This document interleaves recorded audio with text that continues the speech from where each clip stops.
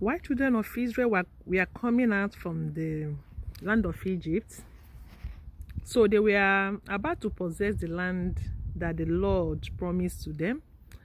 They had already conquered the first country who happened to stand on their way. So they prayed to the Lord to give them that land into their hands, because the king of that land wanted to deal with them, but they finally dealt with that country and took over their land, and also dealt with their king. So they encamped in the plains of Moab. So when the king saw how numbered they were, numerous, so he invited Balaam to come and cause them so that he would be able to defeat them. He sent his messengers to Balaam to cause them. So Balaam was a man of God, a prophet and all that. So Balaam told the messengers of king of Moab to wait so that he would inquire from the Lord. And when he went to inquire from the Lord told him that the Lord asked him who were those people. The Lord knew who those people were because he's the omniscient. So there's nothing hidden before the Lord. But sometimes the Lord asks some questions for a reason. So now he explained to the Lord who those people were and why they came to him.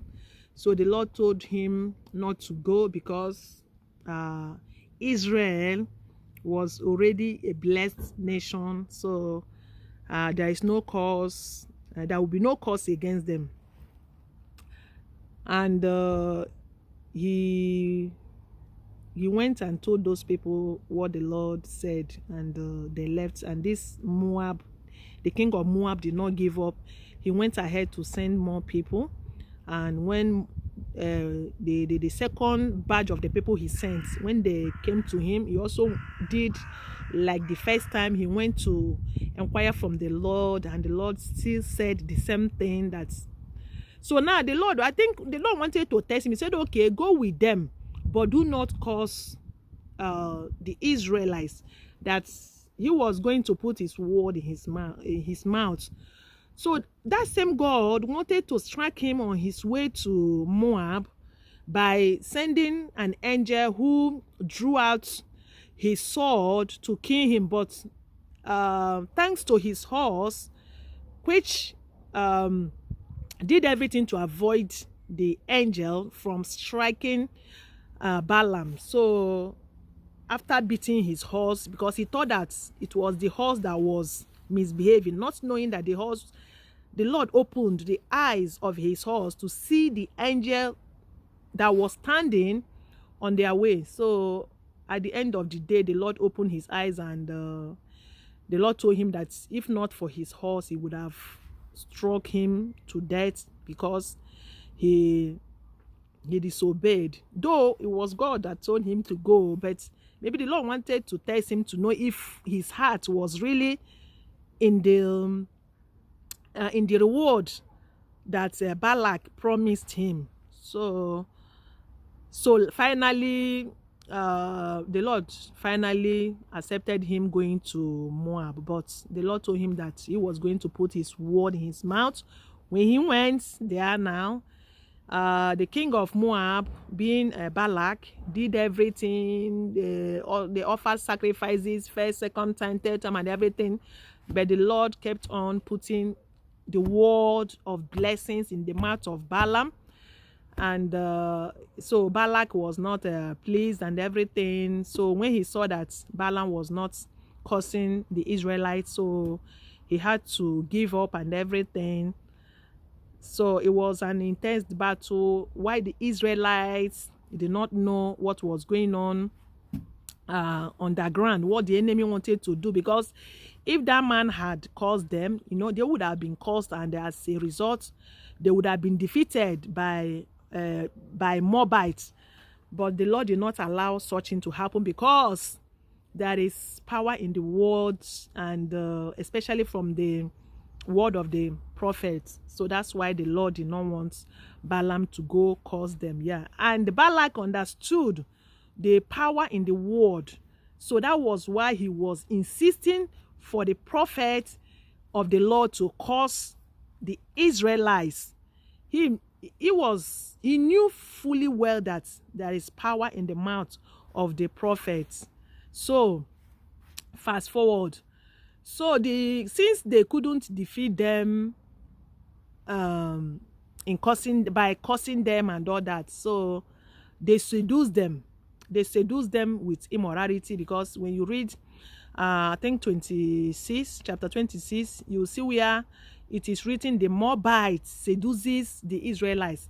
So they couldn't get them by hiring a prophet who would cause them. Now they got them through immorality. The male went in with the Moabites women.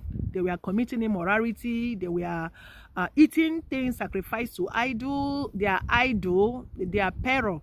They call it Pero Baal, the god of Pero Baal. That is the gods of the Moabites. So that was the god that Israelites went in with. They committed a lot of immorality, idolatry, and all that. And this displeased the Lord enormously, that made him to stroke them dead. So many of them died. They died in their number that same day when the anger of the Lord was kindled. So he dealt with them mercilessly. So 24,000 people died, and for that reason the Lord told Moses to fish out the heads of those people who committed such sin before the Lord.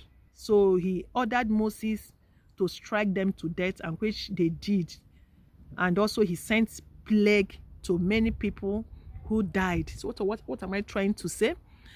You know, you should be wise as a human being, because when your enemy cannot get you in one way, he turns the other way to make sure he bring you down. So finally, since Balak could not get Israelites through cursing, now he changed his strategies by using his women to seduce the Israelites, and he got them. And the Lord now was the one who struck the same people he defended. Do you see how dangerous is sin? So you shouldn't play with sin. You should not play with sin, because your enemy knows the game.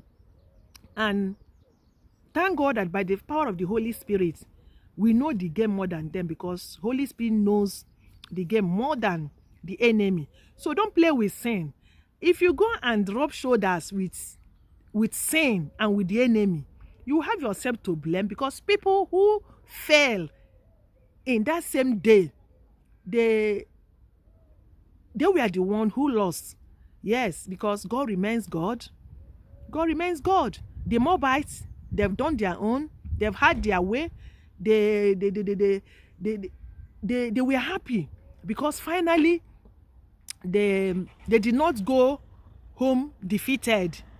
They got the Israelites by that same God who defeated them. So you should be careful of how you deal with sin, because sin can bring you down. Sin can when the enemy cannot get you, when he uses sin, you must surely, if the grace of God is not there, you must surely fall. So be careful how you deal with sin. Be careful how you go into immorality. Be careful how you go into idolatry. You are looking for power, money here and there. Any which way is way. Any which way should not be way for you. Wait upon the Lord. He will surely bless you. Don't romance with sin, because the enemy, that is the way you are going. Is one of the strategies of the enemy. He could not get you through the spirit of Balak. He wants to get you through the spirits of immorality and idolatry. So be warned. Thank you so much. Thanks for your likes, your comments, and your share. Follow me anywhere you are going to be watching this thing. Shalom. Remain blessed.